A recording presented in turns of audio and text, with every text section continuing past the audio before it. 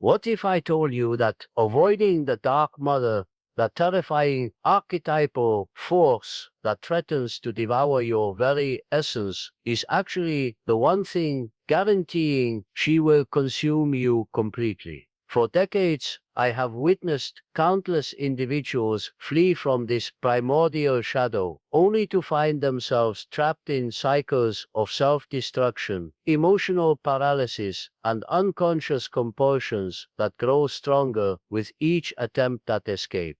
The Dark Mother represents the most destructive aspect of the feminine archetype, the devouring, possessive force that transforms love into suffocation, nurturing into control, and protection into imprisonment. But here's what will shock you. She is not your enemy to be vanquished. She is an essential part of the psyche that, when approached correctly, becomes the very key to psychological wholeness and authentic power. Most therapeutic approaches treat her as pathology to be eliminated, but this fundamental misunderstanding only feeds her destructive hunger. The moment you stop running and learn to face her with the proper psychological tools, everything changes. What I'm about to share with you has taken me a lifetime of clinical work and personal exploration to understand. 5 precise methods for meeting the Dark Mother archetype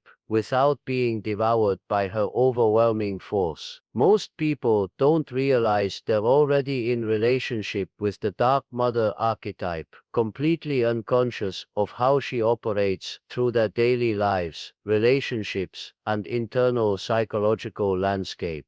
They experience her influence as inexplicable mood swings, overwhelming anxiety that seems to come from nowhere, patterns of self-sabotage that destroy everything they build, and relationships that consistently become suffocating or controlling. What they fail to understand is that these symptoms aren't random occurrences or personal failings. They're the Dark Mother's way of demanding attention through unconscious possession. She manifests through the voice that tells you you're not good enough, the compulsion to control outcomes obsessively, the tendency to either abandon yourself completely for others or wall yourself off from any vulnerability whatsoever. People find themselves trapped in cycles where they either become the devouring mother themselves, controlling, anxious, unable to let others make their own mistakes, or they attract relationships with people who embody these qualities, leaving them feeling suffocated and overwhelmed. The symptoms compound exponentially because most individuals have no framework for understanding what's happening to them. They experience chronic emotional volatility, where small triggers create disproportionate responses that seem to come from some unknown depth. They struggle with boundaries, either having none at all or building walls so thick that genuine intimacy becomes impossible. Many report feeling simultaneously empty and overwhelmed, as if something is constantly consuming their energy from within. They stay stuck in patterns of people pleasing that drain their life force, or conversely, they become so defended that they can't accept genuine care from others. Relationships become battlegrounds of control and emotional manipulation, not because people are inherently manipulative, but because they're unconsciously enacting archetypal patterns they don't understand. The hidden costs of this unconscious relationship with the Dark Mother extend far beyond personal discomfort. Career trajectories stagnate because the fear of success triggers her devouring nature. Success means visibility, which feels dangerous to the psyche that fears being consumed. Creative expression becomes blocked because the Dark Mother whispers that your authentic voice is too much, too dangerous, too likely to be rejected. Physical health deteriorates through chronic stress patterns and the body's response to living in constant psychological tension. Perhaps most devastating is the intergenerational transmission. Peers, parents unconsciously pass these patterns to their children, creating cycles of emotional dysfunction that span generations. Financial prosperity becomes elusive because the unconscious guilt about having more than others triggers self-sabotage patterns. Spiritual development remains superficial because true growth requires facing shadow material that feels too threatening to approach. Why do conventional therapeutic approaches consistently fail to address these deep archetypal patterns? Because they treat symptoms rather than understanding the mythic dimension of human psychology. Traditional therapy often focuses on behavior modification or emotional regulation without recognizing that these patterns are rooted in archetypal structures that operate according to their own laws. Cognitive approaches attempt to rationalize away experiences that exist in the realm of the unconscious, while purely emotional approaches can become re-traumatizing when they don't include proper containment. Most practitioners lack the depth psychological training to recognize archetypal possession when they see it. They may help people manage symptoms temporarily, but the underlying pattern remains untouched, often returning with greater intensity later.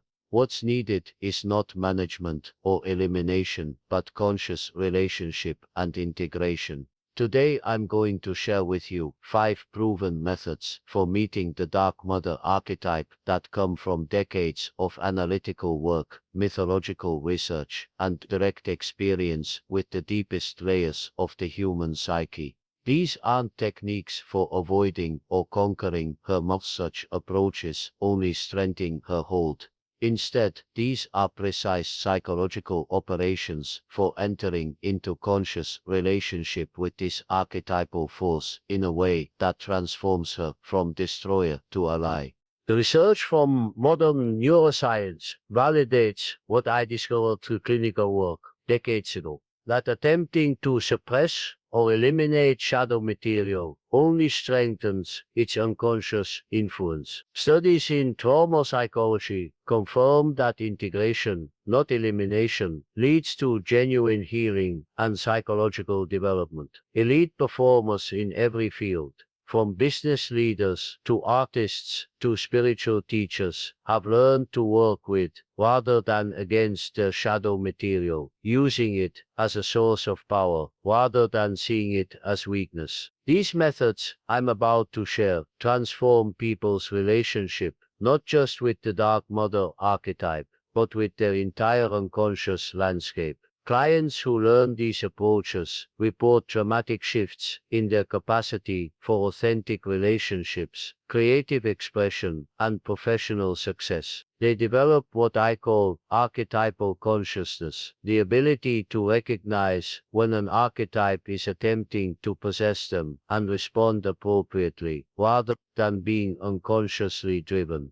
You'll never approach difficult emotions, challenging relationships, or internal resistance the same way again. These aren't surface-level coping strategies. They're initiations into a more conscious way of being human that honors both light and shadow as essential aspects of psychological wholeness. The first and most foundational principle for meeting the Dark Mother safely is what I call conscious descent. The deliberate boundaried approach to shadow material that honors its power while maintaining ego integrity. But here's what most people miss about working with archetypal material. It requires what shamanic traditions call traveling between worlds, the ability to consciously enter the mythic dimension of experience while maintaining enough ego structure to return safely. Think of it like deep-sea diving. You don't just jump into the ocean depths without proper equipment and training.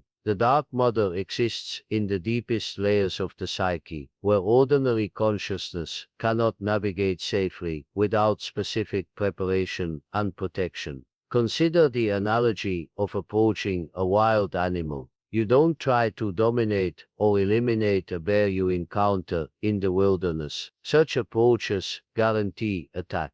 Instead, you approach with respect, awareness, and proper safety protocols. You make yourself known without being threatening. You maintain safe distance while showing you're not running away. and you recognize that this encounter is on the bear's terms, not yours. The Dark Mother responds to this same type of conscious, respectful approach. Another way to understand this is through the metaphor of nuclear energy. Nuclear material contains tremendous destructive potential, but when properly contained and channeled, it becomes a source of immense creative power. The Dark Mother's energy is similarly powerful, means destructive when unconscious and uncontained, but enormously generative when approached with proper psychological containment. From a neurological perspective, conscious descent activates what researchers call the window of tolerance. That zone where intense emotional material can be experienced without triggering fight, flight, or freeze responses. When we approach shadow material with proper preparation and boundaries, the nervous system remains regulated enough to integrate the experience rather than being overwhelmed by it. The brain's threat detection systems are designed to protect us, but they can't distinguish between actual physical danger and the psychological threat of encountering disowned parts of ourselves. Conscious descent techniques help maintain the neurology of safety while exploring material that would otherwise trigger defensive responses. The reverse examples show us exactly why unconscious approaches fail so dramatically. When people encounter the Dark Mother energy without proper preparation, they become possessed rather than conscious. They may become the devouring mother themselves, unable to let their children make mistakes, controlling every aspect of their partner's behavior, or suffocating relationships with anxiety and neediness. Alternatively, they become the devoured child, constantly seeking approval, unable to set boundaries, giving their power away to anyone who appears stronger or more confident. Some people oscillate between these positions, sometimes being the devourer and sometimes the devoured, creating chaotic relationships that repeat traumatic patterns. The key insight is that both positions represent unconscious possession by the archetype rather than conscious relationship with it. Think about a time when you encountered something that triggered intense fear or resistance, perhaps a confrontation with someone you cared about, a creative project that felt too vulnerable to share, or a professional opportunity that simultaneously excited and terrified you. Notice how your body responds even to the memory. That bodily wisdom is pointing toward material that needs conscious descent rather than avoidance or unconscious reaction. Your nervous system is designed to guide you toward what needs integration, but it requires conscious partnership rather than automatic compliance with defensive patterns. The second essential method involves what I term identity dissolution and reconstruction. The psychological process of temporarily relaxing ego boundaries to allow archetypal material to flow through consciousness without permanent possession. Most people believe their current identity is fixed and permanent, that they are their thoughts, emotions, and habitual patterns. But here's the truth that changes everything. Your ego identity is actually a constructed interface between consciousness and the world, designed to navigate daily reality, but not to contain the full spectrum of human experience. The Dark Mother challenges this constructed identity because she represents aspects of existence that don't fit into neat psychological categories. Traditional approaches to difficult emotions and shadow material try to strengthen ego defenses, building thicker walls between conscious awareness and unconscious content. This creates what I call psychological constipation. The energy that needs to flow becomes blocked, creating pressure that eventually explodes in destructive ways. Instead of strengthening defenses, we need to learn conscious permeability. the ability to allow archetypal energies to flow through us without identifying with them completely. Think of your ego identity like a riverbank, strong enough to give shape and direction to the water, but permeable enough to allow natural flow and exchange with the larger ecosystem. The psychological mechanism behind identity, dissolution, and reconstruction involves what modern neuroscience calls neuroplasticity, the brain's ability to reorganize and form new neural pathways throughout life. When we consciously work with archetypal material, we're literally rewiring our neurological responses to challenging experiences. The default mode network, that collection of brain regions active during rest and introspection, begins to operate differently, creating space for experiences that don't fit existing categories. The amygdala, our fear response center, learns to distinguish between actual threats and psychological material that needs integration. Most importantly, the prefrontal cortex develops greater capacity for what researchers call cognitive flexibility, the ability to shift between different mental frameworks as circumstances require. The process involves learning to hold multiple perspectives simultaneously rather than collapsing into a single viewpoint when stressed. Instead of "I am angry," you begin to experience "anger is moving through me." Instead of "I am overwhelmed," you recognize "overwhelm is visiting my consciousness." This might sound like semantic games, but the psychological shift is profound.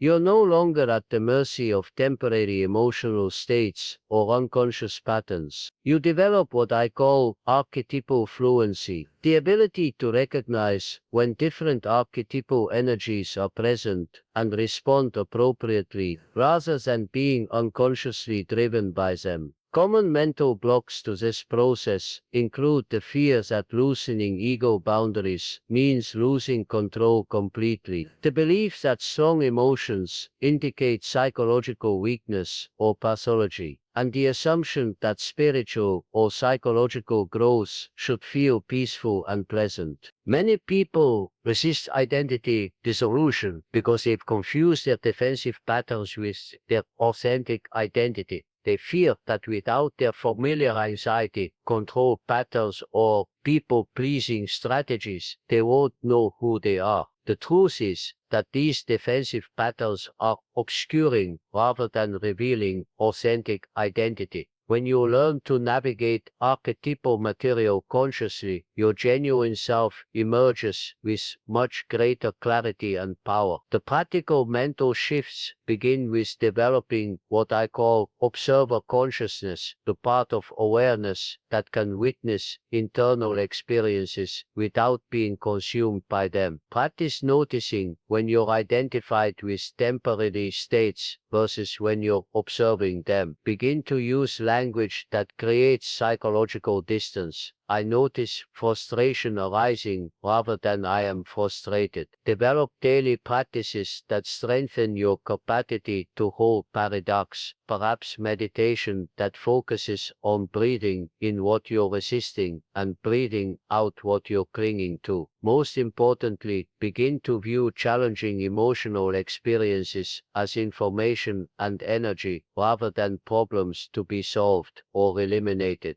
The third method involves what I call ritual container creation, but the establishment of sacred psychological space where archetypal encounters can occur safely. Elite performers in every field understand the power of ritual to create optimal states for peak performance. Olympic athletes have pre-competition rituals that prepare their nervous system for extraordinary demands. Surgeons have protocols that create the mental clarity required for life and death decisions. Artists develop practices that open them to creative inspiration while maintaining enough structure to channel that inspiration productively. Working with the Dark Mother requires similar ritual preparation, but the performance we're optimizing for is psychological transformation rather than external achievement. The brain science behind ritual effectiveness reveals why these practices are so powerful for archetypal work.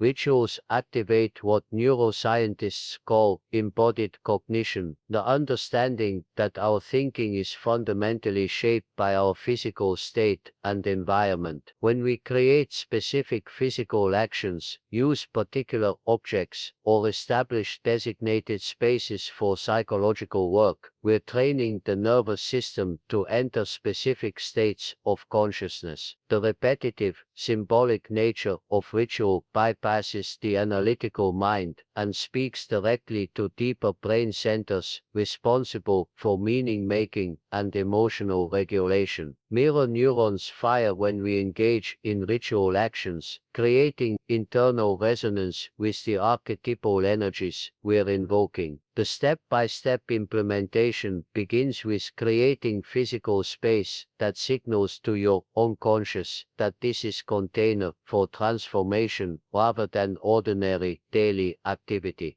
This might be as simple as lighting a candle and sitting in a specific chair, or as elaborate as creating an altar with objects that represent different aspects of your psychological journey.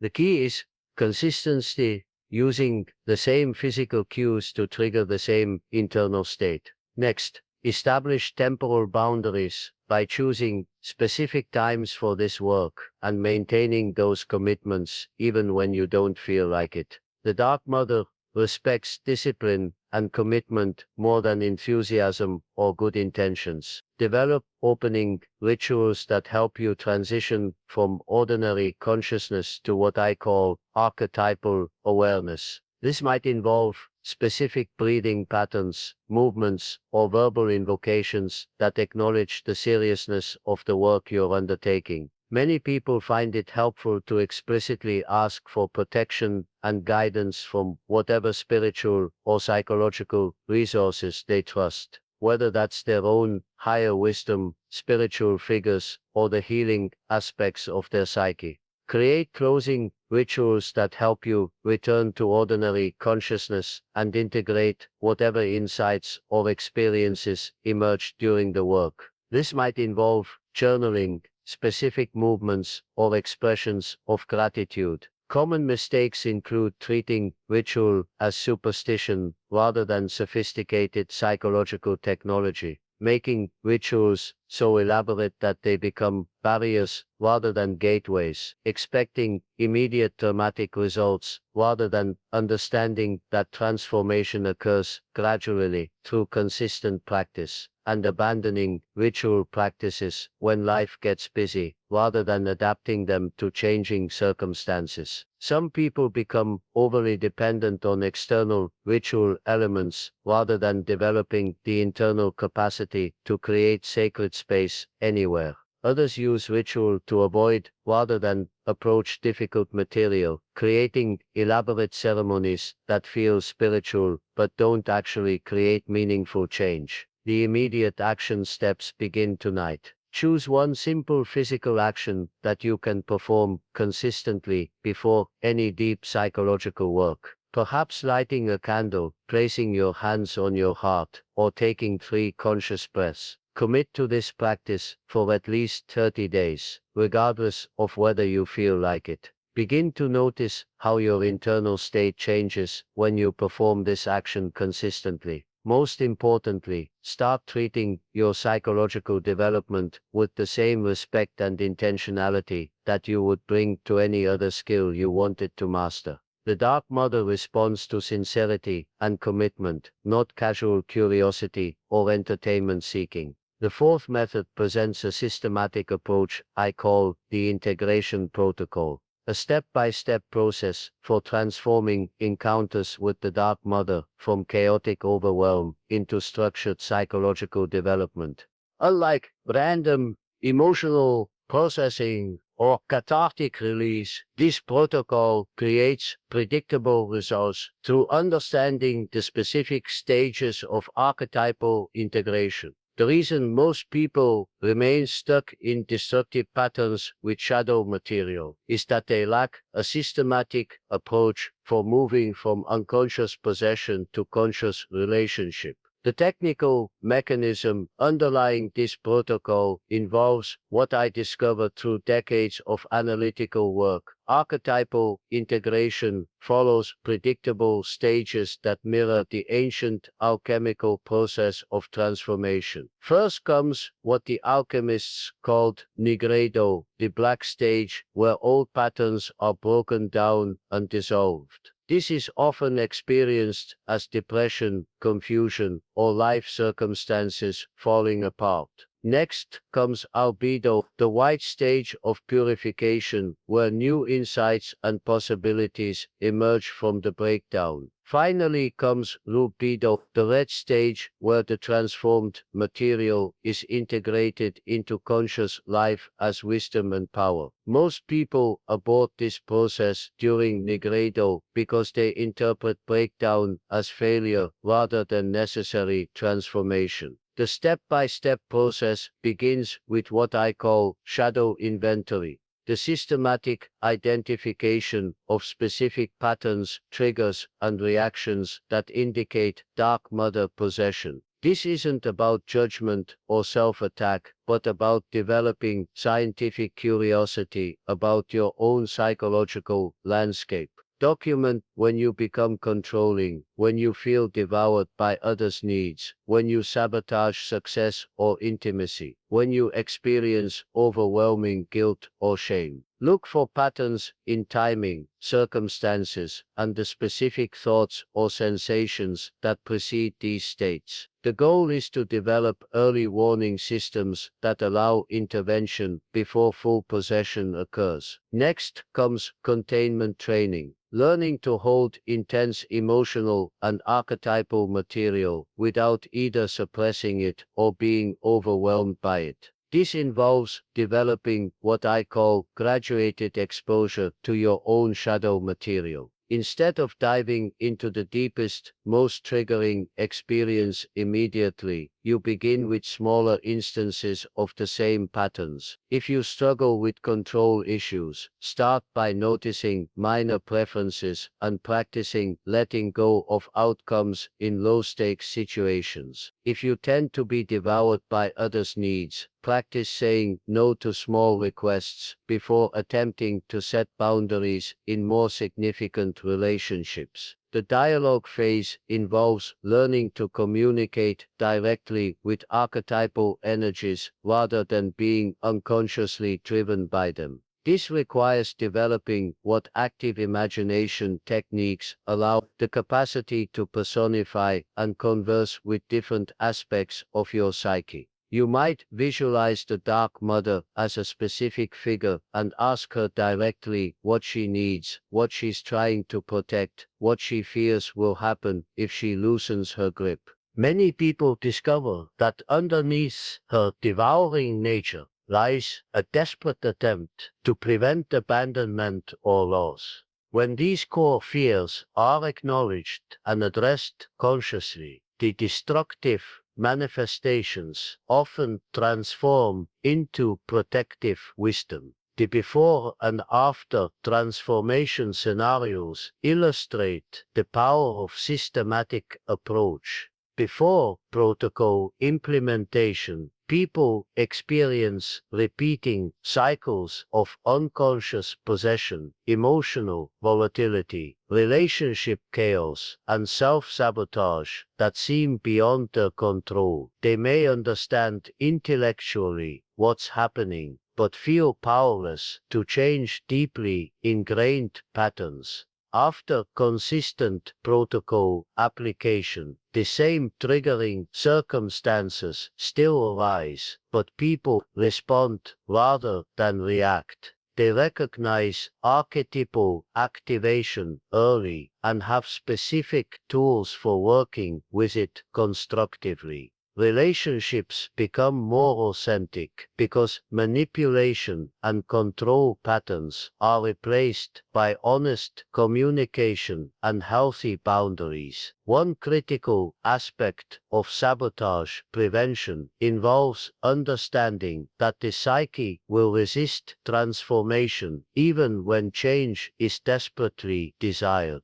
Part of you wants to grow and evolve, but other parts are invested in maintaining familiar patterns because they feel safer than unknown possibilities. The Dark Mother herself may intensify her possession attempts when she senses your developing conscious relationship with her. Expect temporary increases in emotional intensity, resistance to ritual practices, inner criticism of the work you're doing, and external circumstances that seem to derail your progress. These aren't signs that the protocol isn't working yet. They're predictable stages of transformation that require persistence rather than interpretation as failure. The fifth method involves embodied shadow work, the recognition that archetypal integration requires physical as well as psychological engagement. What most therapeutic approaches miss is that the Dark Mother lives in the body as much as in the mind. She manifests through chronic muscle tension, digestive issues, sleep disturbances, and autoimmune conditions that reflect the psyche's attempt to contain overwhelming archetypal energy through physical symptoms. Traditional talk therapy, no matter how insightful, often fails to address the somatic dimension of archetypal possession.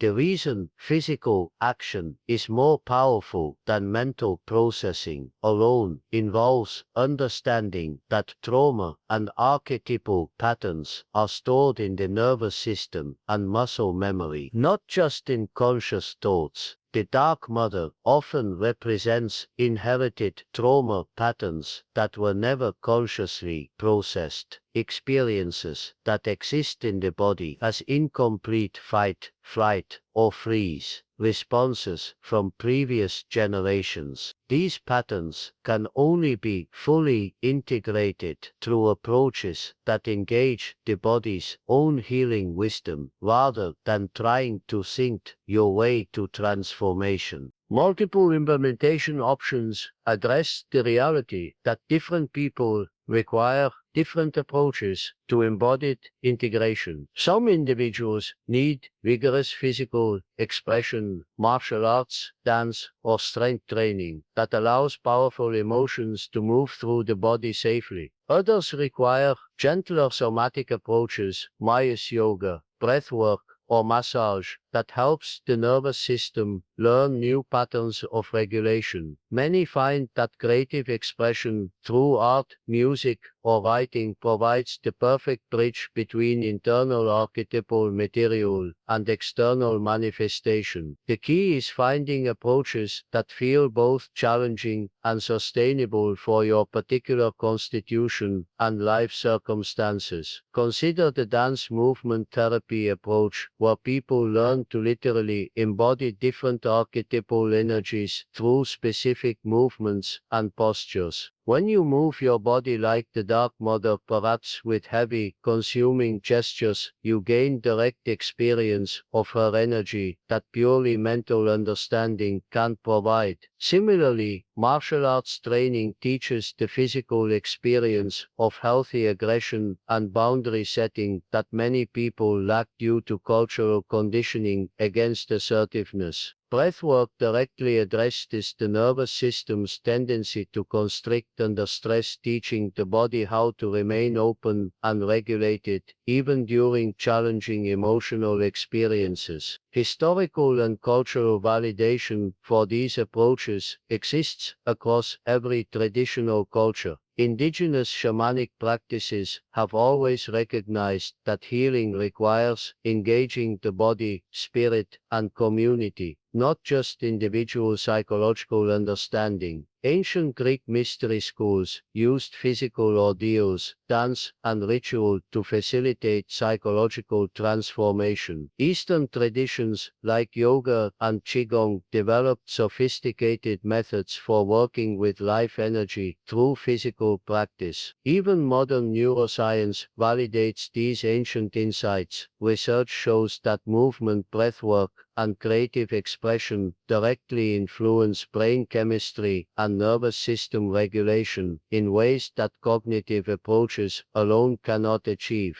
The immediate engagement opportunity begins with something as simple as conscious breathing during emotional intensity. The next time you notice dark matter energy arising, whether as controlling anxiety, overwhelming guilt, or devouring neediness, place one hand on your heart and one on your belly, and take 5 slow deep breaths that emphasize the exhale. This simple practice activates the parasympathetic nervous system and creates space between you and the archetypal possession. Notice how your body wants to move when difficult emotions arise. Does part of you want to curl into a ball? Does energy want to be expressed through your arms or voice? Follow these impulses consciously rather than suppressing them automatically. Develop a practice of what I call emotional movement, allowing feelings to be expressed through physical gesture and movement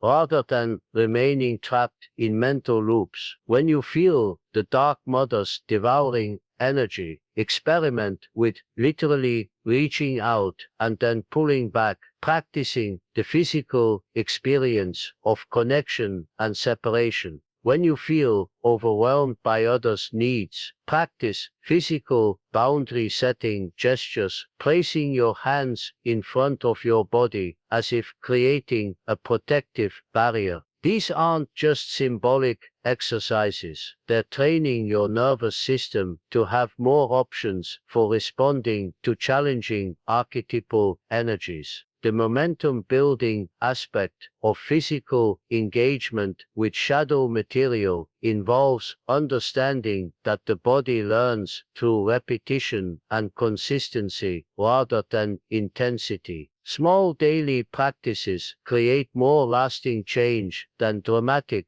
but infrequent experiences. A 5-minute daily practice of conscious movement or breath work will create more transformation than monthly intensive workshops or retreats. The body trusts consistency and responds to gentle, persistent invitation rather than forceful demands. Most importantly, physical practices create positive feedback loops. Successful experiences of moving through difficult emotions builds confidence and capacity for handling increasingly challenging material. Now let's address the psychological aspects that determine whether these methods create lasting transformation or remain interesting intellectual concepts. The difference between people who successfully integrate archetypal material and those who remain stuck in repeating patterns comes down to identity transformation, the willingness to let go of who you think you are in order to become who you're capable of being.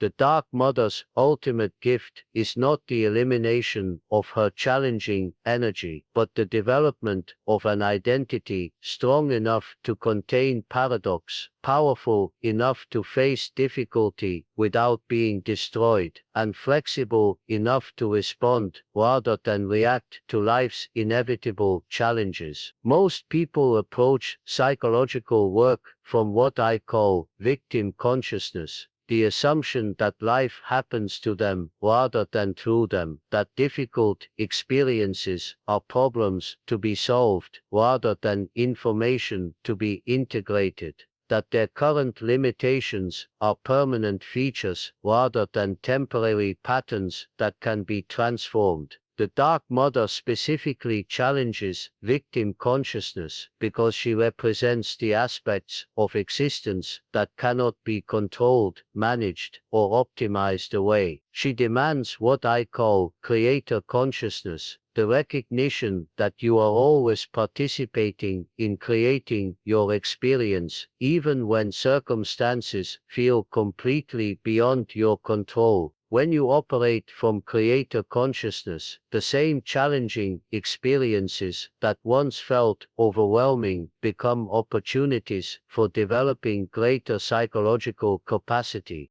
Relationship conflicts become information about boundary issues that need attention. Career setbacks become redirections toward more authentic expressions of your gifts. Physical symptoms become messages from the body about lifestyle changes or emotional patterns that need integration. This shift from victim to creator consciousness doesn't mean blaming yourself for difficult circumstances, but rather claiming your power to respond consciously rather than unconsciously to whatever life presents. The certainty building language that supports this transformation involves replacing if with when in your internal dialogue.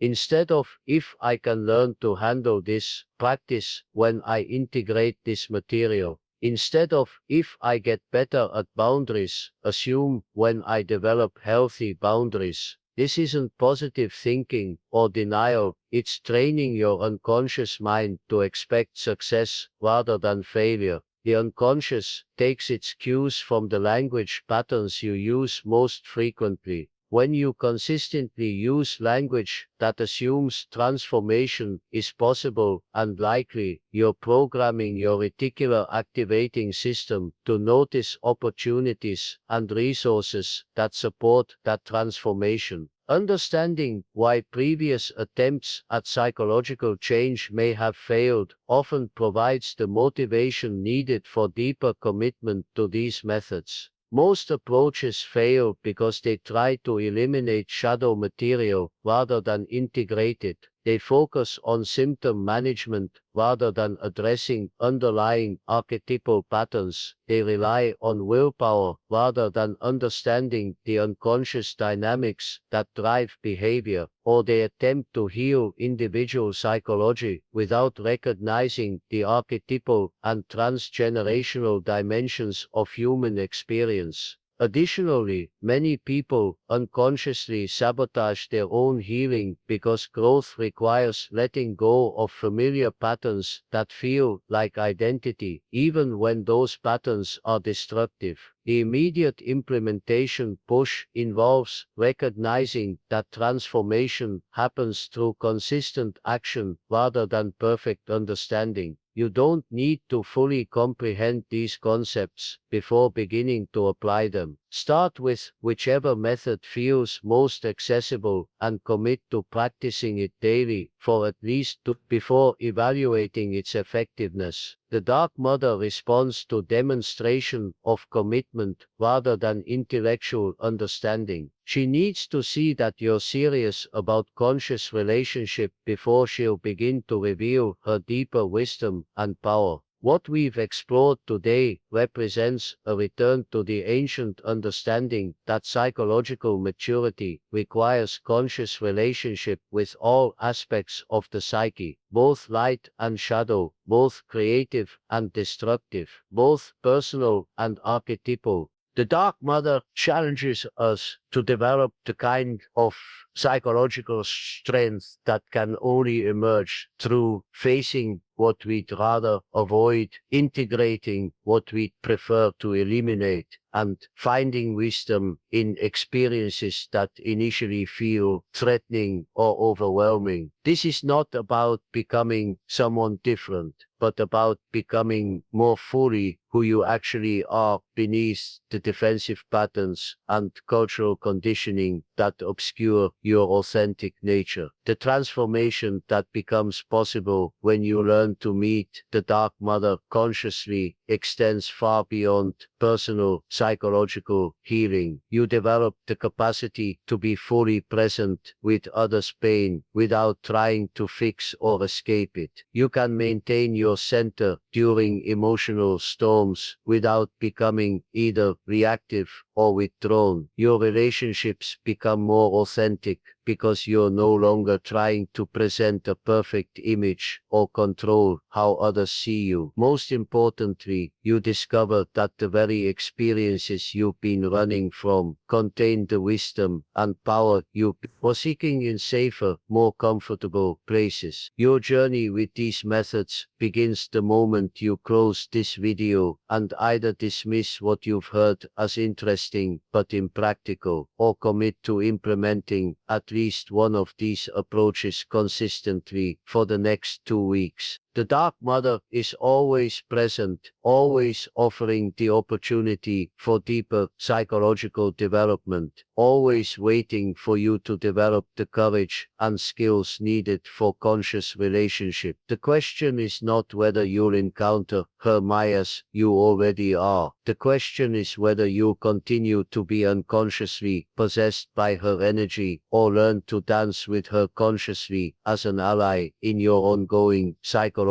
development. I encourage you to leave a comment below sharing which of these 5 methods feels most relevant to your current life circumstances and what specific action you're committing to taking in the next 48 hours. Remember, transformation occurs through action, not understanding. The Dark Mother has infinite patience for your journey, but she rewards demonstration of commitment rather than good intentions or intellectual appreciation. When you begin to implement these methods consistently, you join a lineage of individuals throughout history who have chosen conscious development over unconscious living, integration over avoidance, and psychological maturity over perpetual adolescence. This is the path that leads not to perfection, but to wholeness, the recognition that every aspect of human experience, including its most challenging dimensions, serves the larger purpose of consciousness becoming aware of itself through individual human lives.